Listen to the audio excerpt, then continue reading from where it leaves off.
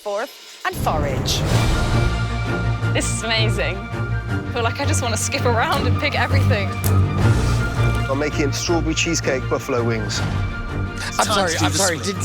Whoa. Stop this. Start the show. I need definitions.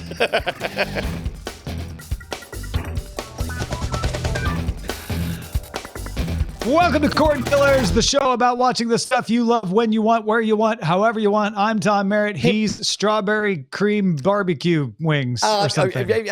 Also, producer Bryce Castillo. Before we bring on our guest, that looked an awful lot like the opening scene from Willy Wonka. What was happening? So that's a trailer for Netflix's upcoming Crazy Delicious. This is a cooking competition show where they're looking for outrageous dishes with super crazy flavors. There's one shot later in that trailer where it looks like they've got like a big ham, like a big, oven roasted ham, and they cut into it, and it's a watermelon.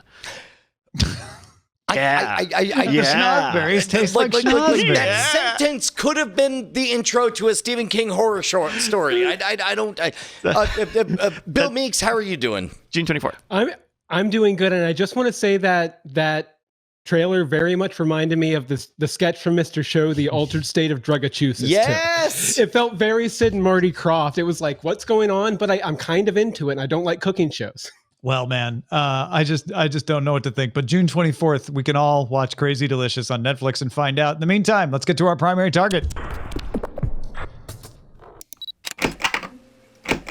Now, as we say all the time, what happens in theaters for movies affects us as cord cutters. First of all, a lot of us want to watch what we want, where we want, however we want. Sometimes that's in theaters. Also, how well movie theaters are doing and whether movies are going to do well in theaters will affect the window, which will affect when we get to watch those movies at home. So we're keeping an eye on this. Last week, more cinemas opened in the United States, and the big chains laid out their plans for reopening. California has allowed counties to open theaters as of June 12th at 25% capacity. Now, not every county in LA or in California is doing this. Spoiler slip there. LA County did not. LA County, the home of the movie studios, is not open for theaters yet. Theaters are actually allowed to be open in all but 15 states in the United States right now. Not every county in every state, but the majority of states. In fact, Marcus Theaters said it will open 6 locations June 19th, and AMC Theaters, which has started to open in a few of its international locations, announced a phased reopening plan that says it expects to have 97% of its locations reopened by next month. Well, that all seemed to lead to another move. Last Friday, the movie industry started shuffling its release calendar, implying that it may be getting a clearer picture on when it expects audiences to return to the theaters. One thing to let the theater open. It's another for the people to say, like, yes, I would like to go sit there with a mask on and watch a movie. The first move was by Christopher Nolan's Tenet, which a lot of people have been seeing as the first big test case movie. It has now moved from July 17th to July 31st. And Warner Brothers, which is putting out Tenet, is going to reissue Christopher Nolan's Inception as a special re-release to theaters July 10th. That will include sneak peek footage from Tenet. So they're sort of making it up to the theaters like, we're going to push this off, but we'll give you something else earlier. There's also Tenet's own warm-up act, Unhinged, a movie starring Russell Crowe. It's an action movie. After the Tenet move was announced, Unhinged decided to move from July 1st to July 10th. And then following those two announcements Friday, Wonder Woman 1984 just pushed out of summer altogether. It went from August 14th to October 2nd. That might be clearing ground for Mulan, which right now is still at July 24th, just a week after Tenet's new date. But people have been speculating that Disney might or might not move Mulan. Saturday, the James Bond film No Time to Die moved its U.S. release date 5 days early from November 25th to November 20th in the United States. The UK date's still November 12th. One last factor is China. Worldwide box office receipts depend on China, and it's worth noting this weekend Beijing pulled back from letting cinemas reopen there. because of a new COVID-19 breakout in the city of Beijing. There's still theaters open elsewhere in China, but in Beijing, they put the stop, said, nope, we're not actually going to reopen the cinemas there. So, I mean, I think the thing that was most fascinating about this weekend, Brian, was just all the moves, because I don't know how it felt to you, but to me, it felt like they had finally looked and had enough information to go, okay, not the 10th, but the 17th. Now at the 17th, but the 31st, if that makes any sense. So to me, this is a little bit like watching two people play chess. And even if I'm not able to follow their intention as they play chess, the faster they move, the more it indicates to me as an ignorant observer that they seem to have an idea coalescing of where things are headed. And that's what this feels like to me. Does that track for anyone, Bill? I don't know. Oh, yeah, absolutely. I mean, these movie studios, anytime they do anything, whether it's releasing a movie, releasing a trailer, they do so much consumer research that if I'm going to trust anyone to have their fingers on the pulse of the movie going public, it's the movie studios. All that being said, I don't know if I'll be going back to theaters before fall. Well, and we've talked about this, about how the spousal element affects everything, because I suspect that both Tom and I would full on put on spacesuits and go to the movies just to experience, well, remember this? The movies, am I right? But yeah, or just to see like who else is going. How is it? Well, how does it work? All of that stuff. But we're also acutely aware that it's not entirely up to us, because, we don't go in a vacuum and then come home and then not affect. Ask me on After Talk about going to the mall. Eileen and I went to the mall this weekend. You both did. Yeah. All right. So here's the big question as I see it. What we're seeing is a bunch of little shifts of like, who's the big player in terms of artistic quality? Who's the big player in terms of dominant box office motivating force or whatever? It looks to me like we're seeing a bunch of Hollywood trying to define. We've all talked about flattening the curve from a COVID sense, but it almost looks like all Hollywood wants to do is figure out the top of the curve of what it's going to take for us to be on the downslope where people are going to come back to movies, right? So the fact that we're seeing a lot of action right now means that a lot of people have a lot of opinions, which all I can read on the outside, not as somebody involved in any of this, is that it seems like a lot of people suspect we're very close to that moment, and all of them want to be on the right side of that moment.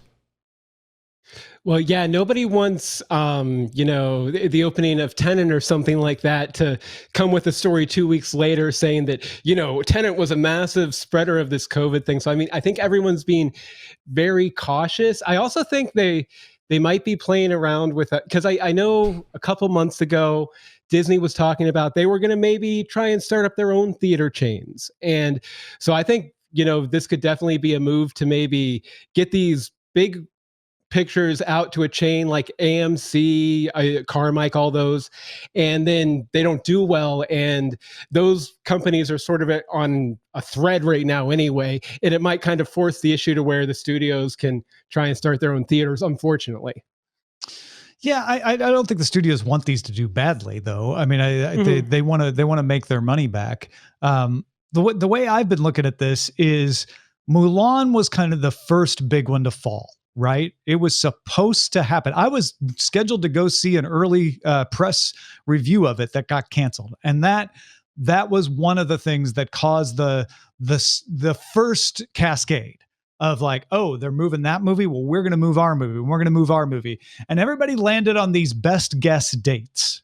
And eventually it settled out that Tenet was going to stick to a July date. And everyone just sort of agreed, all right, that'll be our test case. Yeah, we got Unhinged, but Unhinged is only supposed to make like 30 million. Like Tenet has got a 200 million budget. Like this will be the first test case. And Nolan was willing to play with that. It seemed like Nolan embraced that. And so to see that one move felt really significant to what you were saying, Brian. It felt like finally people said, okay, now that we know what the theater's plans are, we know what AMC's plans are. We've had some reopenings happen, and we're seeing what's happening with the virus.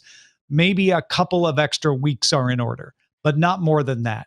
I'm not saying this won't move again if we have a truly disruptive change in infection rates or if states start locking back down. But barring those two things, this feels firm. This feels like if everything stays the way it is right now, then we're going to see Tenet hit the theaters July 31st, and that will be the official reopening of blockbuster movies. So regarding all of the fast moves that we're seeing right now, understand that they're playing a fundamentally different game than the rest of us. Us as consumers, we just want good movies to come back again. Maybe we do want to go to the theater. Maybe we want day and date releases, whatever.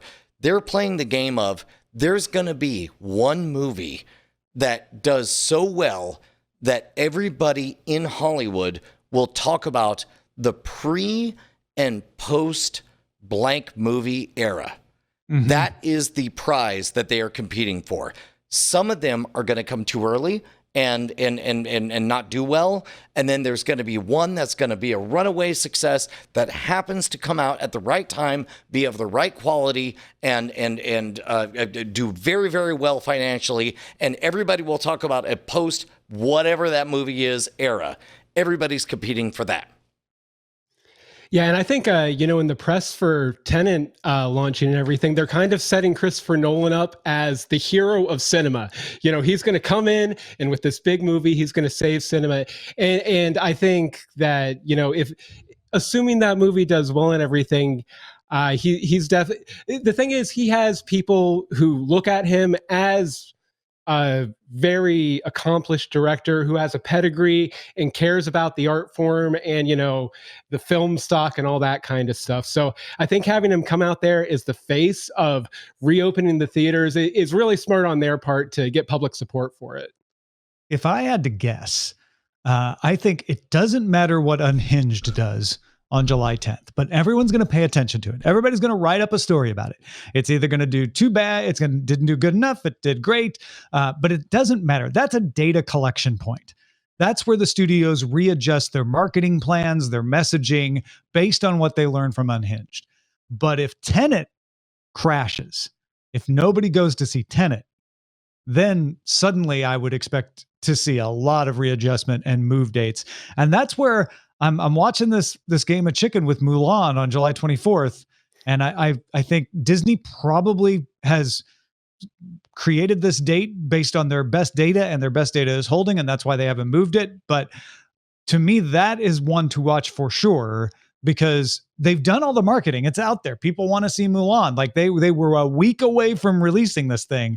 So they don't have to do as much groundwork. And if that one were to move, I think it's a bigger deal. So on Tenet, I could picture Christopher Nolan having an executive come up and say, "Hey, man, we don't know the beta or the delta, the whatever it is that fluctuates is too high. We don't know if this is going to be a box office bomb that is beloved but underviewed."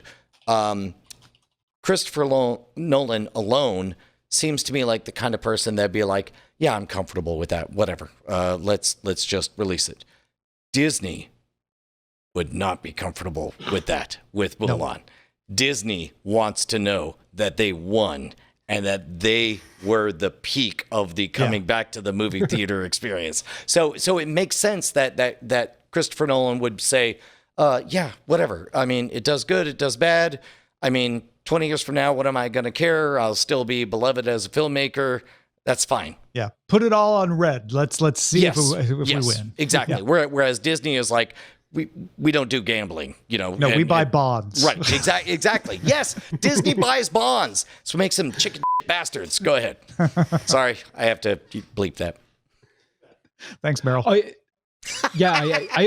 do you guys know, was Mulan still going to be opening in China or not? Because, you had the story here that the theaters in China are going to be delayed again from opening. So Just Beijing. That might be just Beijing. Oh, just Beijing. Okay. Yeah. Okay. That's an important point. And Beijing has been ultra conservative in their reopening because that's where the government is. So they want to make extra sure that they don't have. It's a good point. Any bad stories. And when I said out. Disney buys bonds, what I mean is Disney buys U.S. currency, holds the debt against the United States for future. Ooh, right. We got complicated here. Leverages. Yeah, the metaphor's starting to get away from us. Here's something that you can buy in U.S. currency that's easy to understand. Support for this show. Yeah, doggone right. Also, by buy, we mean you literally own nothing except for goodwill in our hearts. Head on over to patreon.com/Cordkillers. Keep us alive afloat, independent and delighting you every single week with the best of the news that we can bring you on how to watch what you want, when you want, on any device you please. Patreon.com/Cordkillers. Thank you very much. Let's talk about how to watch. An iOS app called What If I, all one word, but What If I, launched Tuesday. It lets up to 9 people view interactive stories originally created for the app together online and vote on what should happen at certain points in the story. So far, so Bandersnatch, right? Like, well, we've seen this before. It's a little bit of co-watching with a choose your own adventure. But here's the twist. Each decision must be unanimous. There's a chat room in the app that lets viewers come to that consensus, but you have to get everybody to agree this is what we're going to have the story do. Now, you can replay the story later and change how it comes out, but at each decision point in that viewing, it has to be unanimous. First 2 movies on the app are a drama called Anatomy of a Decision, which is kind of a Lifetime story, and a supernatural thriller called As Dead as It Gets. They have more releases planned for later this summer. I was wanting to be skeptical when I first started to read about this, Brian, but when I got to that part about unanimity, I'm like, maybe this is the thing that makes co-watching and interactive storytelling work. So my gut instinct is to poo-poo all over this and remind people that the whole reason that we listen to storytellers is because they deliver that most valuable and rare of all treasured gifts, a surprise. And you will not get a surprise, especially if the stated goal of the app is that everybody agrees this is how it should go. However, I can see a world where you reward people for doing the most punk rock thing you can imagine. Like if I'm watching, give me something on average, like if I'm watching Rick and Morty and on one of these, and somehow I'm part of a 10-person cohort where the answer is play Nintendo, and then sure enough, it loads up the first world of Super Mario Brothers. And then I'm now part of a cohort who all 10 of us has picked keep going. And for some reason, this version of Rick and Morty becomes like a live playthrough of a very difficult level, like just leaning all the way to the craziest angle of that I can imagine. There might be something there, but that seems very expensive, very hard, and it's hard for me to picture that being a commercial or artistic success. So you want it to be Frog Fractions, the interactive app? Yes, Kinda, yes, where it yes. goes That's the only way this wins is, and for those who haven't done it, go download, experience Frog Fractions. You're going to think it's one thing. Keep playing. You'll discover it's something else.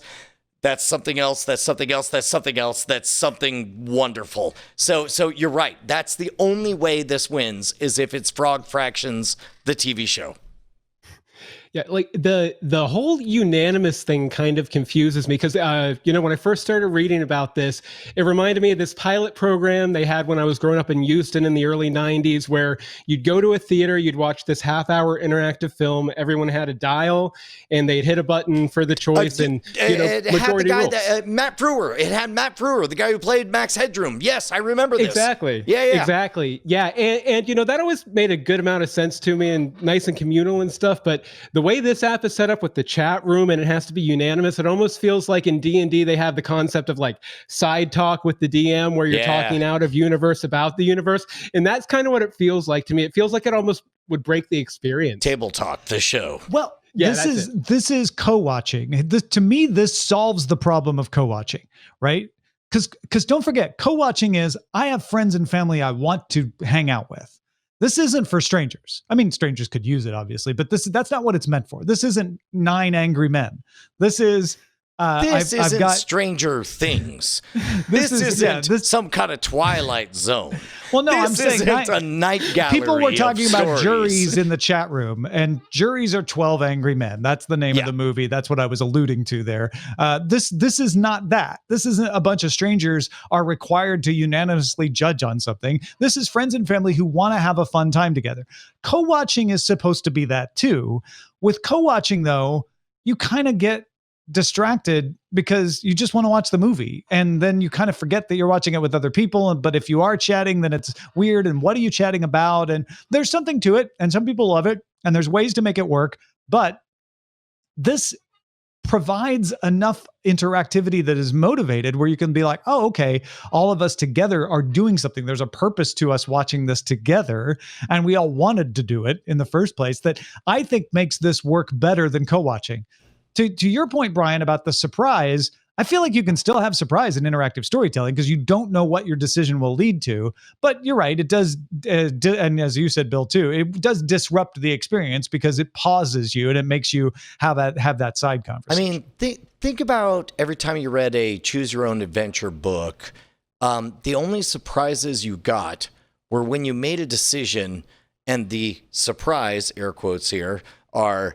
Anyway, you decide to pet the tiger, and he kills you. The end. Like, I guess that's a surprise. Okay. But you can't imagine a better way of doing interactive storytelling than that. Like, I feel like you can have interactive storytelling where no matter which choice you make, there is a surprise. Like, and surprises can come between interactive points. I don't think having interactive storytelling removes any chance of surprise.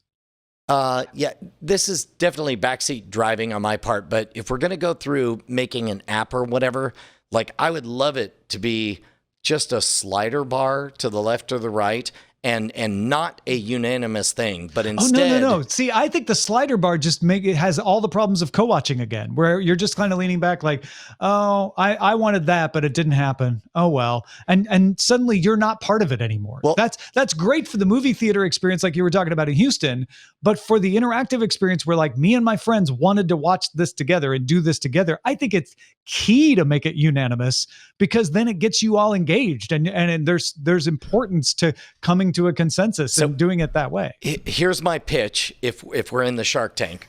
A slider bar, 10, 20 people, family members, whatever, you're all watching it. As far as any of you know, you're watching a contiguous story that never stops or breaks for anything. But things swing wildly one way or the other. And then imagine that the real treat is after it's over, it says, yeah, here's who picked what and why you ended up where you went. That's a fun, different app, which yes, also correct. might be fun to take part in as well. I do fear the that's just another idea, though. Doesn't comment on this one. Yes, I would say, my only comment on this one is that I suspect that very rarely genius comes from a unanimous decision. That's what I'm saying. I would say to Tom's point too, as you were describing the way this might work, Tom, it kind of reminded me of the same dynamic of an escape room, where it's like a group of friends working towards a common goal. And in that case, I can kind of see it working. That being said, I probably wouldn't use it, but I can definitely see how it could be a fun dynamic there.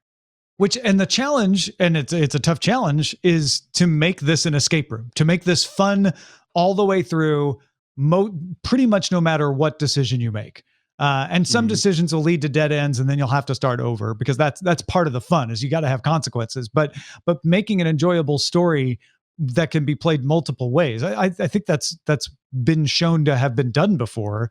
And if these guys are good at it, then I don't know, maybe I think they've got something here. And I think the unanimity is key to it because it means that people are engaged. And it doesn't have to mean that it doesn't lead to genius. It just means that the storyteller has a taller order on board. And to be clear, I cheer the experimentation. Yes, we should. It's like have Telltale more games. Of this stuff. Yeah. It's, to me, it's a lot like Telltale games too, but I think Escape Room is a better analogy. Telltale games, insofar as like you have a choice, but ultimately it doesn't really. It has a affect good the story. overall. Yeah. Exactly. And I do have some more pointed criticisms as to the interface, but I'm actually working on an interactive fiction app myself, so I'm going to keep mum. Okay. Yeah, don't give those away. All right, let's talk about what to watch in Under Surveillance. Not like real estate. It's all about location. Under surveillance. Well, here's a movie that's not afraid to say when it's coming out. Bill and Ted Face the Music. The new Bill and Ted movie has a new trailer out, and it's still scheduled for August 21st. Dude, we're talking about all of these scientific, little pieces moving, trying to be right at the peak. I think this is going to be it. I think it's the right idea, the right time, the right cultural nostalgia, and from what I saw on the trailer, the right awareness of the moment that it will happen to be like, that's what's going to get an awful lot of people out of the house. I'm very excited about this. Oh, yeah. I'm super excited about this, too. I was a huge fan of Bill and Ted back in the day. I even watched the cartoon series and everything else. And I really love that based on that trailer, it looks like, the other two, one movie was about time travel. One was about sort of the supernatural. Now we're going into the multiverse. Yes. The Bill and Ted verse. And I just think there's so many fun opportunities there just to kind of see why these guys didn't do what they were supposed to do. Or at least in this iteration, this branch that we're following. Exactly. Yeah, just a brilliant concept for it. I think you're right, Brian. It really does feel like this will be the spiritual victory lap for movies. Like this will be the one that everybody will be like, okay, that's just fun. How could I not? How could I not go? There's going to be some number of movies that show up too early and are first to take an arrow in the chest and fall down. There's going to be a couple more that heroically make it farther than anyone thought a movie should go. Then there's going to be some that are just running forward because by that point they've got momentum and, all the red shirts have died. And then will come this movie, the movie that The Last of Us have been holding off for, where it's like, well, I can't. I mean, apparently it's safe to go to the movies. I guess we all have to. Yeah, this one will break me. Yeah. This one will definitely break me. Also, Brian, I really loved that during that whole speech, you were going like this. Yeah. Like Bill from the trailer. Hand over heart up to the sky.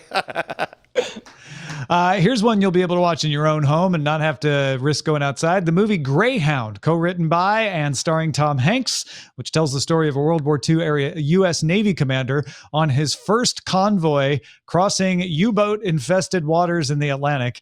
Arrives on Apple TV Plus July 10th. It was supposed to be coming out now in theaters, but it's coming to Apple TV Plus July 10th. Did you guys watch the trailer on this one? Yeah, I did. I watched it, yeah. I mean, kind of cool that it very clearly is the story of also Tom Hanks on a boat, only instead of sharks, they're U-boats. It's very, very organic feeling, right? I mean, this is an infestation and it's a bunch of, I don't know, U-boat sharks. Or pirates. He's also done pirates on his boat. That too. Yeah. He wrote this too, didn't he? Maybe he just saved like the sides that got left behind from all his other movies and combined them together into one script. Turns out he's creating like a Tom Hanks multiverse where he's just like, and anyway, this one was patrolled by the guys from That Thing You Do. It is this one is based on a true events, we should say, but it is a fictionalized telling, so you may not be far off. The title, The Original Shark Tank by The Last Days of American Crime is a movie on Netflix. It has 35 reviews on Rotten Tomatoes. It has a 0% score. That means of those 35 reviews, none mention anything positive. They're not even neutral. The audience score, 25%, so significantly higher by numbers. The story is based on the graphic novel of the same name about the U.S. planning to broadcast a signal that makes it impossible to knowingly commit crimes. So before the signal goes live, one group plans one last heist. As of last Tuesday, It was the number 7 out of 10 on the U.S. most popular list on Netflix. Where are you guys at in terms of watching movies, with Schadenfreude in mind? Like watching them because they're bad?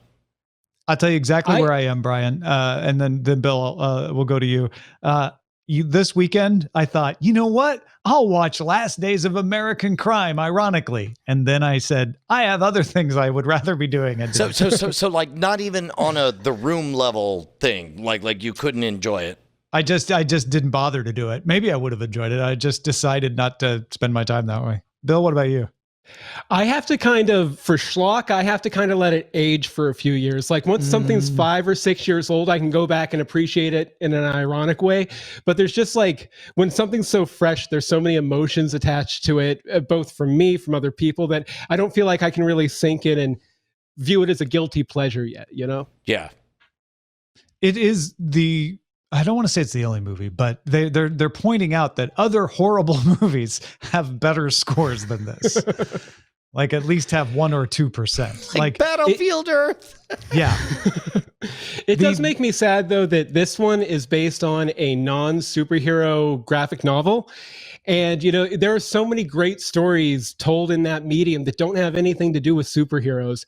And it's just a shame that, they go and they make one. And, I watched the trailer for it, and there's some graphic novels and comic books that are written, as really good stories. And then there are other ones that are written to appeal to 13-year-old boys. And I think this was one of the 13-year-old boy ones. And I think that might have hurt it because it just felt a little superficial to me when I know I haven't read the original comic, but I know it actually has something to say, but you didn't get that at all from the trailer. It looked like Fast and the Furious 24. Yeah. It seems like it's getting dinged for poor execution. So finally, HBO Max temporarily removed Gone with the Wind from its collection while it works on a way to put it in context for its depiction of slavery and black characters. In a statement about the decision, HBO Max said, quote, "It will return with a discussion of its historical context and a denouncement of those very depictions, but will be presented as it was originally created, because to do otherwise would be the same as claiming these prejudices never existed." So this is something that almost certainly we could spend a whole multiple number of hours on deconstructing, but we touched on this issue on Night Attack Happy Hour, and we were talking about specifically the removal of historical monuments or whatever, and I proposed the idea that in my lifetime, let's say over the last 50 years or whatever, thank you partly to the internet, like there wasn't much of a unified United States American identity. I think that people were city first, town second, or state second, region third, fourth, and then also an American or whatever. And now I feel like so many of these difficult decisions that we're encountering are the result of acknowledging the guilt that now that we have a shared identity, where it's like, yeah, that concert shirt you thought was really cool 30 years ago is straight up, flat out embarrassing now. And we, since we're all one identity now, are collectively embarrassed of that concert shirt that some of us seem to want to wear. Can we just make it go away for a little bit and discuss it some other time? And I'm okay with that. I'm okay with the idea that things can become like what matters is the feelings you have about it. And it's clear that the feelings we have about Gone with the Wind are different than the feelings that people had about it at the time. And but guess what? We live in today times, not in the past time. So no matter how much our grandparents loved it, no matter how much the Academy loved it, no matter how much anybody before us loved it, the fact is, this is how we feel about it right now. And if that means putting it in a closet for a little while, then so long, concert t-shirt. We'll see you in the future, ? But just to be clear, they're not removing it permanently. They took it down while they create content so they can put it back up. I understand that. Okay. But I know people listening may have lost that, and I wanted to make sure that but even if they did remove it, I think I would be okay with it especially, I mean, it's like it's your property, whatever.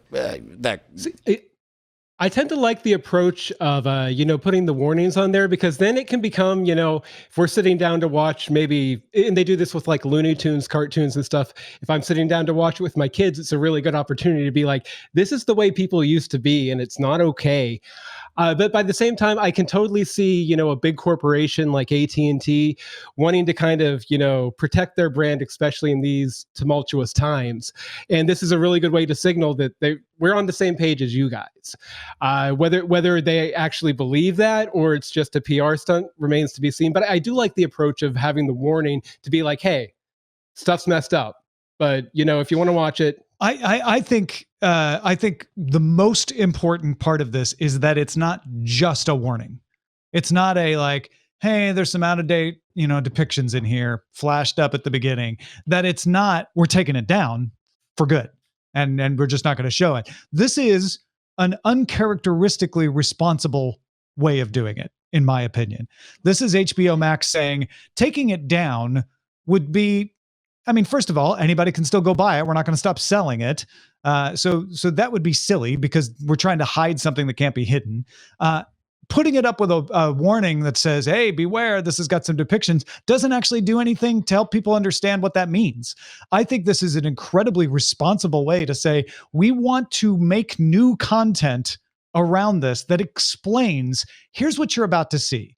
Here's why it was done back then. Here's something you may look at and think is offensive now, but wouldn't have been offensive to anyone back then. And here's why that's different from something that was offensive then, but they went ahead and put it in the movie anyway.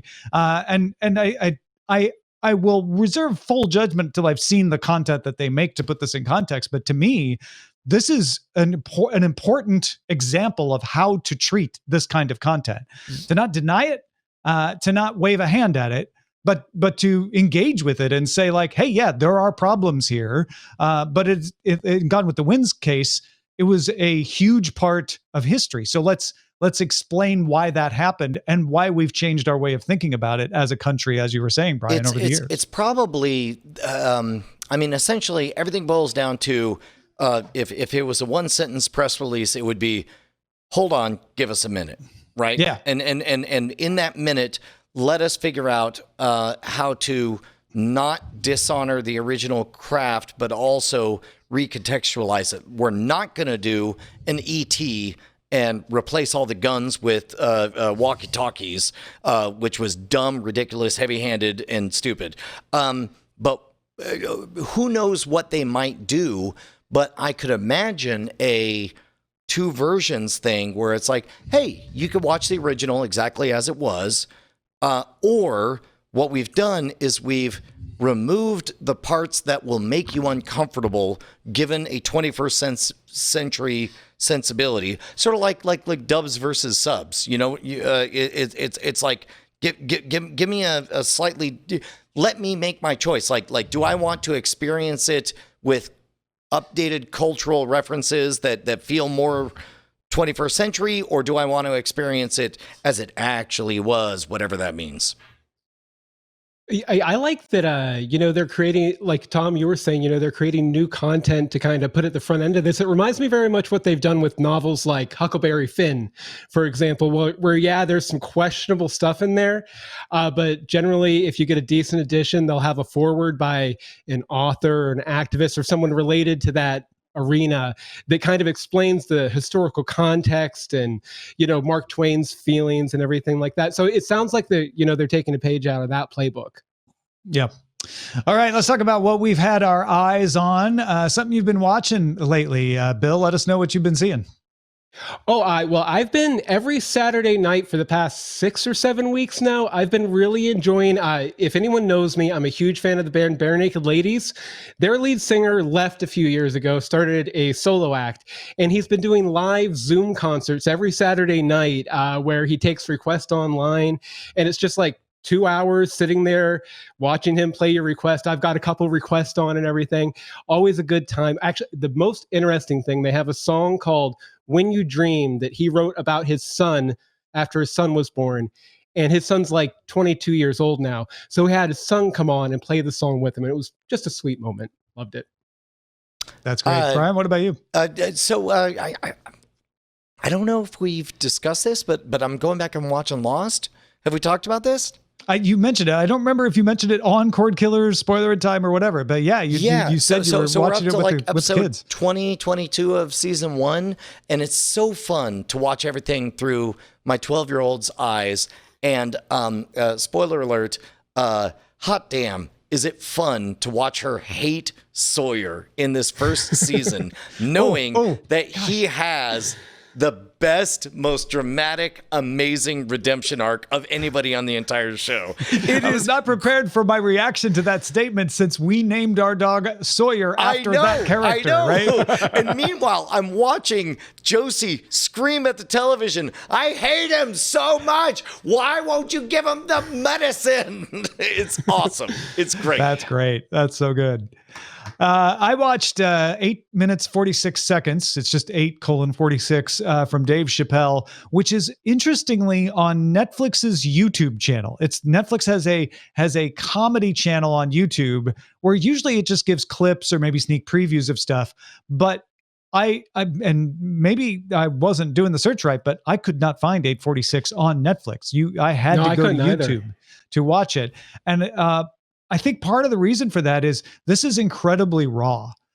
There's a few cuts that have been made to it, but mostly it's Dave Chappelle returning to do what he claims is the first big public concert performance of any kind since the lockdown, and is not doing a tight 10 by any stretch. He's trying stuff out with an audience, socially distanced, wearing masks, all of that sort of thing, and talking about George Floyd and talking about Black Lives Matter. And a lot of it's not very funny. Some of it is because it's Dave Chappelle and he's hilarious, but a lot of it is just what I also like Dave Chappelle for, not only because he's hilarious, but because he thinks about things and he's got a good way of expressing his perspective. And I found it captivating. So I can't recommend it highly enough. It's about 27 minutes long or so. And again, it's on YouTube on the Netflix is a Joke channel, which is from Netflix. And it's titled 8 minutes, 46 seconds, because that is the amount of time that they knelt on George Floyd when they killed him. And it is also the time of birth of Dave Chappelle. So a week ago, I believed you when you said, hey, your job is to watch Casablanca. And I was like, I know it's good. I know I'll probably feel good about it. Still seems like a vegetable to me. Seems like I'm being told to eat my veggies. I fear a similar thing here, where I have no doubt that I will be a better person for having watched it. I will be emotionally fulfilled. I'm less clear on which of my family members I should invite into the room to watch it with me. And maybe the answer is none of them. Maybe the answer is this is what I should watch when it's me time. I mean, do you have any insight on that? Yeah, I would highly recommend you watch it yourself first. Okay. To make the decision because it's complex. I also started it with the idea of, let me see if I can watch this right now. Maybe it's too much.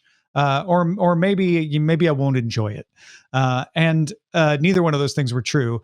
I don't know how much you love Chappelle as I do. I'm certainly no Justin Robert Young, but I think that helped me a lot. Was like, he's not my friend, but it felt like this is my friend going through and processing in front of me. And I felt that was just a gift, honestly. There's definitely, to his detriment at times, a gift that Dave Chappelle has, in that I never feel like there's a barrier between me and his true thoughts. Yeah. Like he has figured out, he's cracked the code that only total honesty will get me through everything going forward. Yeah. And so I feel like if you like that part of Chappelle, you'll watch this beginning to end. Okay.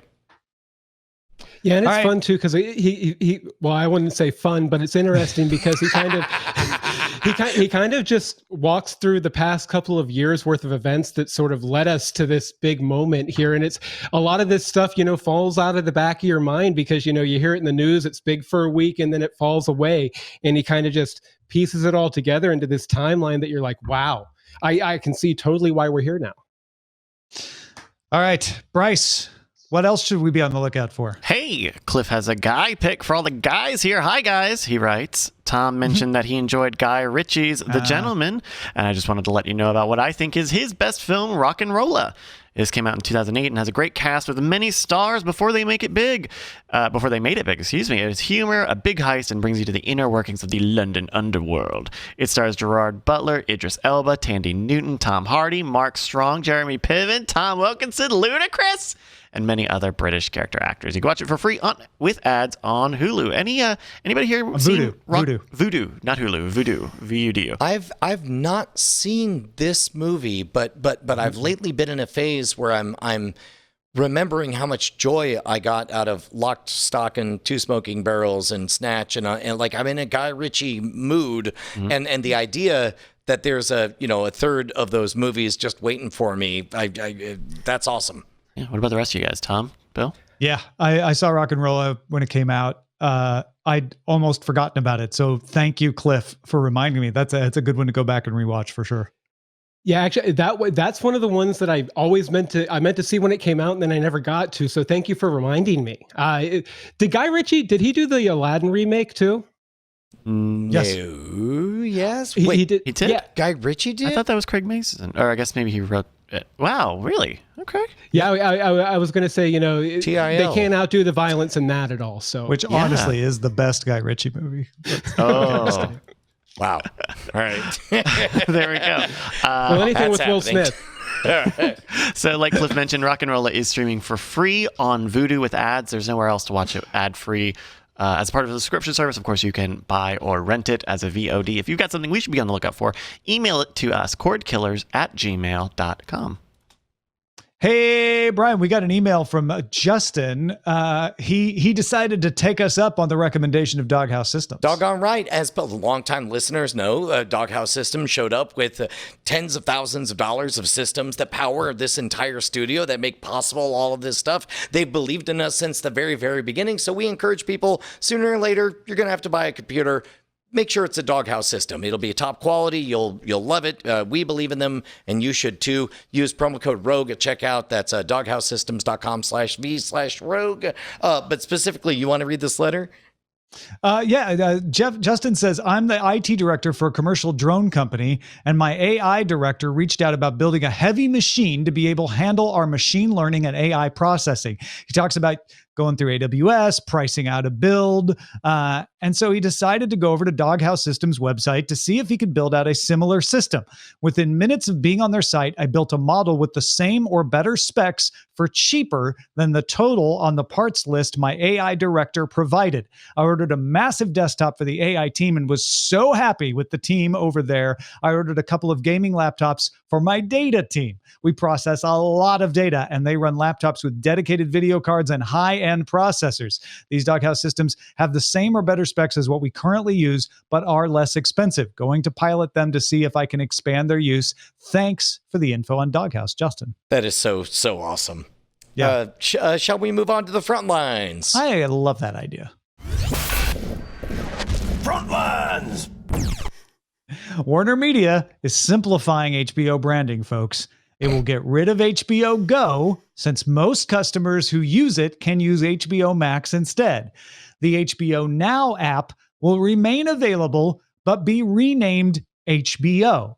And HBO Max will become the main app, though it's still not available on Roku or Fire TV. But those users who don't want HBO don't want HBO Max, just want HBO, can use the soon to be renamed HBO app. So there'll just be the two apps, HBO Max, HBO. Here's how you know you're simplifying things, is when somebody whose full-time job is to report on exactly these issues gets confused about which things he's saying in the story about you simplifying things. Did I get confused? You misstated, but if it were just simpler, like you probably wouldn't. Yeah, I said HBO. Well, yeah, no. But that's only because it used to be confusing, Brian. Now it's not. I love that the last time I was on here, we were talking about how confusing this was, and they went to fix it, and they made it worse. Yeah. No, I'll be honest. I do think this is smarter. It's all the past confusion that makes it hard to explain because you're trying to say where you're coming from. But the point that we ended up, which is there's HBO Max and HBO. That's it. Like that's a good end goal to get to someday when you figured out the whole Roku Fire TV mess too. Snap also announced new Snap originals from ESPN, NBC Universal, Viacom, CBS, via NBA and the NFL. Snap reported numbers Quibi would love to see. Dead of Night attracting 15 million followers. Nikita Unfiltered attracting 22 million viewers. And Will From Home, featuring Will Smith, attracting 35 million viewers. Take that, Q word. Keep those numbers in mind. 22 million for a Snapchat show, 35 million for a Snapchat show. And now listen to these numbers. A Wall Street Journal article Sunday alleged infighting between Quibi's Jeffrey Katzenberg and Meg Whitman, which some say is like acknowledging Katzenberg is alive. But okay. The more damning information in the article is that Quibi looks on track to sign up 2 million subscribers by April next year. Remember, it was 22 million viewers for Will From Home from Will Smith. 2 million subscribers of Quibi by April next year. The company had projected 7.4 million. Aptopia estimates Quibi has been downloaded 4 million times and that 30% of those downloads are of active users, which would be just over 1 million active users. But hey, Quibi added support for Chromecast to its Android and iOS apps, so there's got that. Hey, Bill, what's your favorite Quibi show? My favorite Quibi show is watching 10 of them when I got the free trial and then deleting the app. Like, it's just like all of the shows on there. It looks like they remind me of, when 30 Rock would have like the fake shows on the network. Every show on Quibi, and actually the Snap too, just reminds me of this really generic show that they would have on a poster in the background just so they didn't have to pay the rights for something. This is a good A/B test though, because Snap has that same aesthetic for you, and yet has somehow attracted 35 million viewers for Will From Home. 9 to 5 Google reports that it found some code in Android TV indicating that Google's Assistant's voice match may be coming to the platform. Voice match can recognize who's speaking and personalize commands. For example, if you say launch Netflix, it could launch it to your specific profile. Creepy or not creepy? What do you think? It feels like it's a lot more security, opening up yourself to security flaws for saving yourself 2 clicks once or twice a day. And that's the kind of the voice controlled stuff. Like I use Siri to like set a reminder, like remind me Brian's hair looks really good or something like that. But for the most part, to open up an almost always on mic just to save a couple clicks, it doesn't seem like it's worth it to me. Well, I think it's built into whether you think Google Assistant is creepy or not. If you like Bill think Google Assistant is creepy, this doesn't make it less creepy. But if you're fine with Google Assistant and you feel like, no, it's not that creepy, I think Bill's overreacting, then I don't think this makes it worse either. Yeah, I think this is the baby steps that we're taking where it's like, if you're already okay with the idea that somebody that your own personal Guillermo is patiently waiting to leap to do whatever you say, seems like Guillermo should know whether it's Naja, Laszlo, Guillermo, launch the Netflix. Yeah, exactly. You should know who's talking to you. So I'm not so bad on this one. Bill, to your point, having voice match makes it less of a security concern because potentially it will be able to know, oh, that's not Bill talking. Let me not do the things that are only for Bill. It also feels like it might increase the security concern just because, it automatically hops me in there, but then it's tracking everything I'm watching all That's the not time. A security concern. That's a privacy concern. Oh, okay. That's fair. I think I'm just resistant to it because back in the 80s, I had a very special relationship with an AI named Alice, and I can't move on from that. Okay. Yeah, no. By the way, I'll give you a real quick. Supernova Girl in the chat has the best idea ever. No matter what you're using, rename your assistant to Guillermo. Yeah, that's how we know they have made it, when you can rename your assistant Guillermo. The Academy of Motion Picture Arts and Sciences announced as the same day we were recording the show that the 93rd Academy Awards, aka the Oscars, will move from February 28th, 2021 to April 25th, 2021. This is the latest it has gone since April 18th, 1966.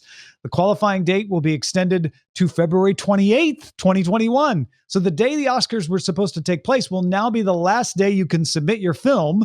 So instead of get all those Oscar-worthy films out at the end of the year, you'll have until February to get all those Oscar-worthy movies out. I mean, if I'm reading between the lines, the only thing I see is that we understand that our show is all about Hollywood people clapping for Hollywood people. And we intend to make sure there's a lot of Hollywood people in the same room clapping for other Hollywood people. It's absolutely right. That's what people like to see. They want to see the reactions. They want to see the people come up and accept rewards. And if there's even a whiff of a chance that wouldn't happen, they're just going to put it off. I think you're right. Warner Media Properties, the DC Comics and HBO Max are teaming up on a free digital comic series called To the Max. It tells the story of 3 everyday people who encounter a dog named Max, who desperately wants to see cable television, but doesn't know if he can find a channel with his name in it. Nope, sorry. Who then turns them into superheroes and sends them on life-saving missions. We did not make this up, except for the part that I made. You started making things up, started which ruined the making joke things I up wrote because for you, it but already But writes the thing itself. is, you didn't Tom. have Come to on. make things up. It was already ridiculous enough. The real concept of a comic that tells the story of 3 people who encounter a dog named Max in order to promote HBO Max. I just don't think there's any way this is going to be any better than NFL Super Pro or the Justice League meets Airheads or the Hostess series of comic strips. It's one of those situations where... Hold on. What about G.I. Joe meets the Transformers? Nothing can touch that. Okay. Nothing can touch that. Yeah. What about the San Francisco Giants comic where they all become superheroes? What about the Power Pack episode where they all learned about child molestation? What about the Sanford and Son comic book that they did back in the 70s? Oh, God, hold on. This is a whole separate podcast. The 3 of us have to do another podcast called Problematic Comics. All right, let's move on to dispatches from the front.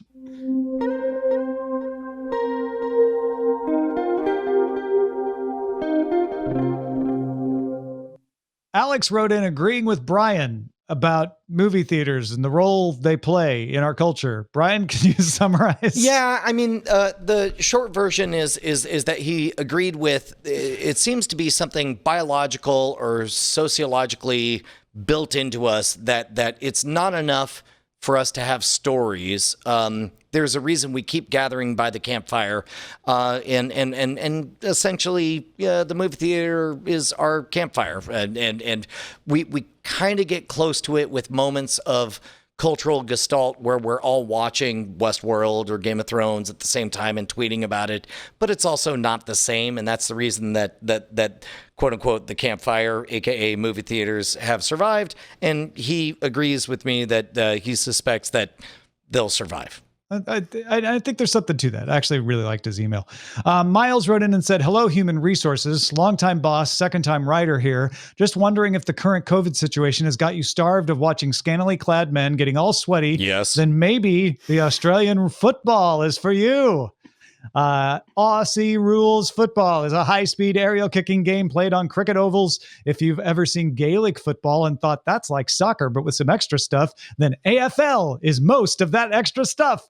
The AFL is restarting this weekend, and my team, the Giants, are having a push to get U.S. viewers. There's a game on Fox Sports 1 at 8 p.m. Saturday, the 13th, or watch afl.com.au. Somewhere at this abominable link below, there's a slightly humorous video that explains it better, and we'll have that link in our show notes as well. I've told this story before, but I used to play Australian rules football on the empty lot across from my friend Mark Jurgena's house when I was a kid, because ESPN was new and trying to fill its daytime schedule in the summer. And we all got fascinated watching Aussie Rules football. That is awesome. Of course, if you guys want to write in, hit us up at cordkillers@gmail.com. And thank you very much to Bill Meeks for joining us.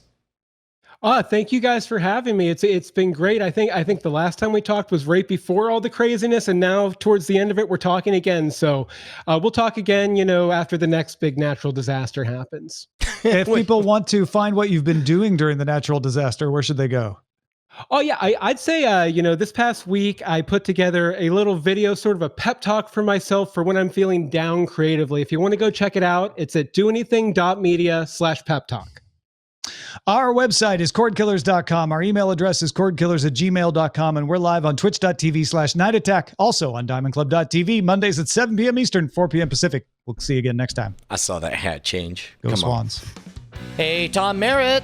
Yes, Brian Brushwood. Know who I love even more than my own children? Your other children? No, not my wife. I know what you're saying. I love our $5 patrons. These are the people that keep us loud, live, and independent. Thank you so much, $5 patrons.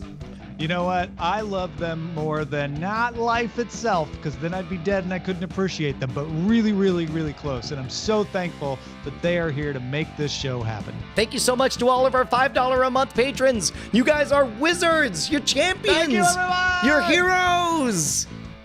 Diamond Club hopes you have enjoyed this program.